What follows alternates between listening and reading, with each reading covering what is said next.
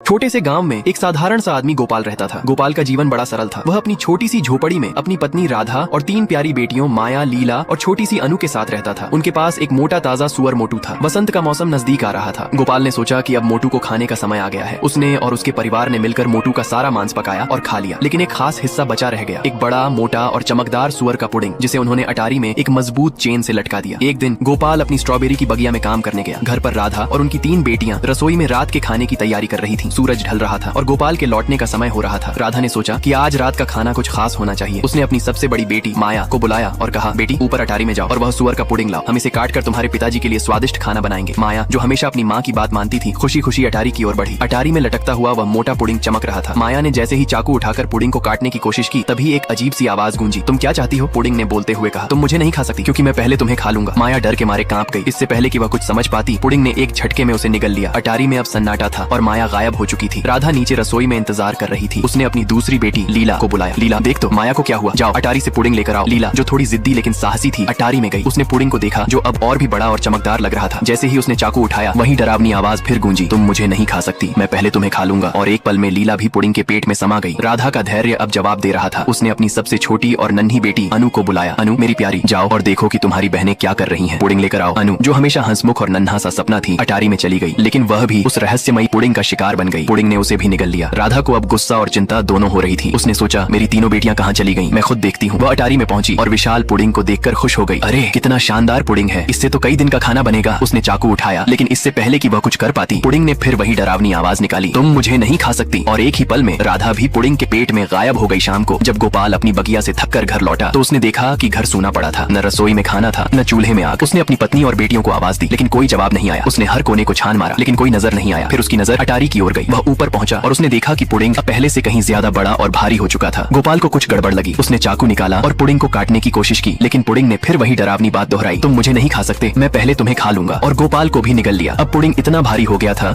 कि चेन उसे और नहीं संभाल सकी। चेन टूट गई और पुडिंग लुढ़कता हुआ अटारी से सीढ़ियों तक आया। वह रसोई से बाहर निकला और गांव की ओर लुढ़कने लगा। गोपाल का घर पहाड़ की चोटी पर था और पुडिंग तेजी से नीचे की ओर लुढ़कने लगा। रास्ते में कुछ लोग में वह उन्हें भी निगल गया। गांव में एक बूढ़ा सुअर चराने वाला बुद्धू रहता था। बुद्धू के पास एक छोटा सा चाकू था, जो हमेशा अपनी जेब में रखता था। जब पुडिंग बुद्धू के पास पहुंचा, तो उसने भी बुद्धू को निगल लिया। लेकिन बुद्धू कोई साधारण इंसान नहीं था। उसने अपने चाकू से पुडिंग के पेट को चीर दिया। जैसे ही पुडिंग का पेट फटा, सारे लोग, गोपाल, राधा, माया, लीला, अनु और गांव के बाकी लोग धूप में बाहर निकल आए। गांव वालों ने राहत की सांस ली। पुडिंग अब टुकड़ों में बिखर चुका था और उसका जादू खत्म हो गया था। गोपाल और उसके परिवार ने एक दूसरे को गले लगाया और बुद्धू का धन्यवाद किया। गांव में फिर से खुशी लौट आई। लोगों ने उस रात एक बड़ा उत्सव मनाया, जिसमें स्वादिष्ट खाना और नाच गाना शामिल था।